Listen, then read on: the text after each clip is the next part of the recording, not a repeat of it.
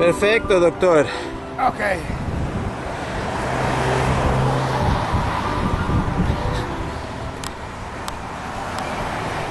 Ahí hay ambulancia por si caso de urgencia.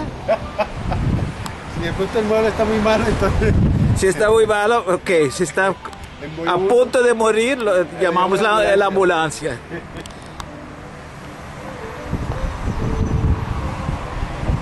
Listo.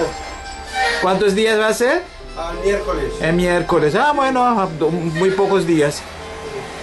Ok. No, la otra que me hiciste fue excelente. Ya, sí que se trabaja. Ajá, ok. Ese es el material, ¿no? Sí, sí. Ok, perfecto. Eso sí es ancha, llega bien. Oh, sí, sí, sí llega sobrado. Ok. Tenía mucho trabajo parado ahí. Falta el material. Ahí. Anoche llegó, aquí había una. Ajá. Enséñame el cuero. Ah, bueno, aquí están. Ay, bonita silla también, ¿eh? Muy linda silla. ¿Eso lo tienes para reparar o...? Sí, para ponerle cabana. Este tenía una cabana quebrada. Ajá, ajá. Entonces, Ok, hay que cambiar la perfecto. cabana. Mira, yo tengo este cuero. ¿No tienes algo más oscuro?